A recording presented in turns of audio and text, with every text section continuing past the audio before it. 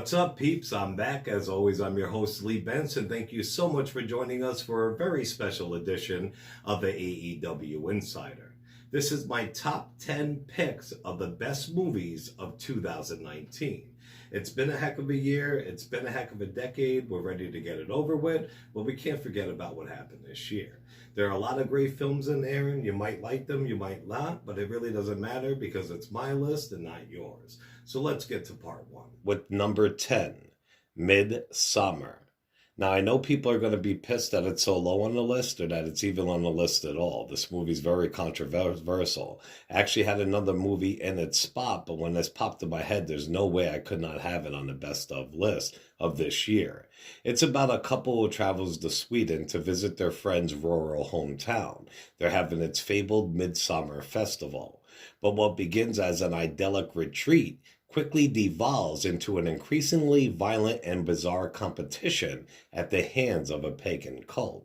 So these guys are all from America, and one girl, they're college students. Their one friend is from Sweden, and he tells them this great story about how his, I wanted to say cult, but of course he doesn't say that, but how his family and his town and village had this amazing party festival in the summer. There's psychedelics, there's music, there's alcohol. So these guys are like, fuck yeah, I want in. Plus, some of them do study that type of stuff, so they figure they can get stuff for their thesis and shit like that. So they all go over and they have no idea what the fuck they get involved in. It is insane.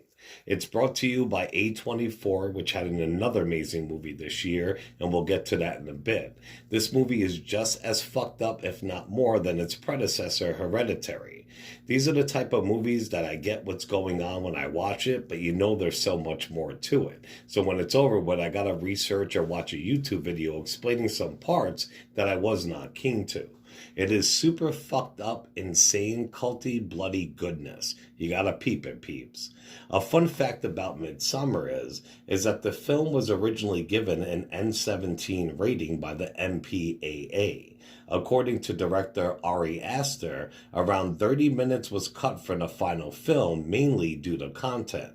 The director's cut was released shortly after its theatrical run, and it restores this footage. I won't lie to you, I have not got to see the director's cut yet, which I need to, and I hear it is fucking amazing. On to number 9, Dark Waters, starring Mark Ruffalo. Now, this one I wasn't even too aware of. Usually movies that I want to see or that interest me, I know when they go into production, pre-production, years before, what have you. This one snuck past my radar. I caught on to it, and I'm glad I did. It's an excellent film. It's about a tenacious attorney who uncovers a dark secret that connects a growing number of unexplained deaths to one of the world's largest corporations. While trying to expose the truth, he soon finds himself risking his future, his family, and his own life. So that's what it is. It's this big fucking company that we all know. I won't ruin it for you. You can check it out, Google it, what have you. And they're actually dumping stuff into the water and all this shit and by their fucking factories. And these people have been getting deathly sick for years. So this attorney, he catches on. He wants to help them, and these people want him shut the fuck up. It's an excellent film. A fun fact about Dark Waters is the production name for the film was Dry Run, which is a name of a place that is very important in the story. So you got to check it out to see exactly why. Number 8, Semper Fi. Now, this movie was excellent. From the coming attractions, I wanted to see it. I fucking loved it. It's got Jai Courtney in it, who used to be in Spartacus. He played Spartacus's best friend, and he was also Boomerang in Suicide Squad. It also has the main star from Paper Houses. It's about Cal. He's a dedicated cop who also serves as a sergeant in the Marine Corps Reserve. When his reckless half-brother lands in jail for accidentally killing a man, Cal and his buddies hatch a plan to break him out of prison, no matter what the cost. And it is as crazy as it sounds. It kind of reminded me of The Outsiders with the group of boys and shit, what have you. But his older brother's no joke. His older brother used to be a badass, but he turned his life around. He's the local town sheriff. He runs their whole platoon when they go into the military. His brother's an asshole. His brother got in trouble before this happened, and he's like on probation. They let him slide a little bit because his brother said he would take him to the Marine Reserves with him and make a good man out of him. So the judge agreed with it. So he really can't fuck up. Like an incident happens and he does actually kill somebody and they're not hearing it. They want to lock him the fuck up forever, even though it really wasn't his fault. So then, like it says, they hatch a plan, they want to bust him out. It's intense, it's a great story. You got to check out Semper Fi. Number 7, The Peanut Butter Falcon, starring Shia LaBeouf. Shia LaBeouf was on a run this year, man, and we'll get back to him later in the list. After running away from a residential nursing home to pursue his dreams of becoming a pro wrestler, a man who has Down syndrome befriends an outlaw who becomes his coach and ally. So it's exactly that. It's about a retarded kid. And I don't use that word fucked up. I know you got to be politically correct anymore, but it's about a mentally retarded kid. He's got Down syndrome. He sees wrestling. He lives, breathes it. He wants to be it. And he wants to go out in an adventure to actually become one. He runs into Shia LaBeouf. Even though Shia LaBeouf's a badass, he's got a heart of gold for this kid. So they go on an adventure together to make his pro wrestling dreams come true. It's an excellent film. A fun fact about The Peanut Butter Falcon is the movie came out because the directors met the star, the guy with actual Down syndrome. His name is Zach Gottsagen. They met him at a camp for disabled and non-disabled people, and he expressed a desire to be a movie star. So the directors wrote the script around him and Zach's hopes and dreams that bled into the script, and people they knew who would allow him to film for free and without permits, and some honorable mentions of 2019. The first one is Villains. It stars Bill Skarsgård, the guy who plays Pennywise the Clown in It. After a pair of amateur criminals break into a suburban home, they stumble upon a dark secret that 2 sadistic homeowners will do anything to keep from getting out.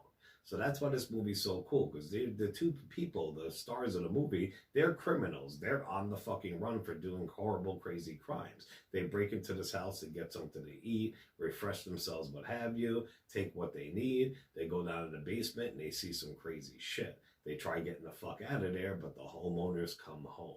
So it's villains versus villains. The villains and criminals are fighting for their fucking lives. It's excellent. And I couldn't find any fun facts or trivia for this film, which did surprise me.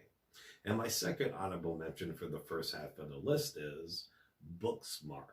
Now, this movie did kind of let me down a little bit, but it's really, really great. It's directed by Olivia Wilde, who's a great director and a great actress, and the coming attraction made me think it was going to be the female Superbad. It was great, but it wasn't as funny as Superbad. It's about a pair of academic overachievers, Amy and Molly. They thought keeping their noses into the grindstone gave them a leg up from their high school peers. But on the eve of graduation, the best friends suddenly realized that they may have missed out on special moments of their teenage years.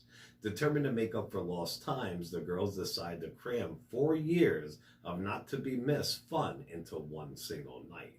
A chaotic adventure that no amount of book smarts could prepare them for.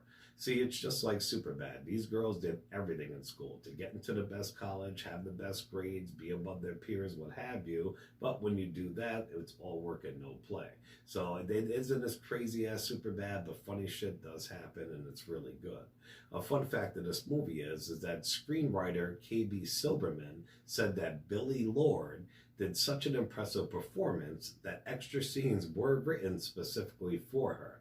And I'm glad they did it, because you can ask my daughter when I took her to see this. Billie Lourd's my favorite part in the whole movie. She's awesome and she kills it like always. That's actually Princess Leia in real life, her daughter, who's in Scream Queens and fucking American Horror Story, what have you. All right, we'll finish up the first half of the list. Number 6 is The Lighthouse. 2 lighthouse keepers try to maintain their sanity while living on a remote and mysterious New England island in the 1890s. Now, this stars William Dafoe, who is amazing, and it stars Robert Pattinson, who's going to be playing Batman, and he's the guy from Twilight. Yo, the whole movie's filmed in black and white, and it is fucking insane. Just imagine 2 people just stuck in a lighthouse for months, for fucking years. Supplies, limited supplies, barely get to see anybody. Alcohol gets involved. Who is there to be mad at besides the other person if you get mad? If they piss you off, like shit gets fucking insane, and the finale is awesome. The Lighthouse is definitely not for everybody, but you gotta fucking see it. A fun fact of this movie is that Dafoe and Pattinson stated that they barely spoke a word to each other on the set, and they were too exhausted to hang out together after a day of shooting because the filming was so physically demanding due to the miserable weather conditions. While Pattinson stayed at a normal hotel with the rest of the film crew during the shoot, Dafoe lived in a little fisherman cottage in solitude. On set, on the other hand, Pattinson would tend to eat and stay by himself during breaks, while Dafoe stayed with the crew. Both stated that they liked each other very much as soon as they had their first real conversation a few months later. So can you fucking imagine that? You film this movie together, you don't fucking talk at all. You choose different living conditions, who you talk to, who you don't, but your main co-star you don't even talk to and start to like or even be friends with until the movie is finished. And that's just as fucked up as the movie is. The Lighthouse is the must-see. All right, peeps, well, that wraps up part 1 of our list of my top 10 best movies of 2019. Definitely stay tuned for part 2 because there are some winners on there. It was a pretty damn good year for movies. Definitely check us out on all major podcasting platforms, Facebook and YouTube under the AEW Insider, and on Twitter under the AEW Insider 1 as a number 1. As always, I'm your host, Lee Benz, and we'll see you in part 2 of the top 10 movies of 2019. Ciao, peeps.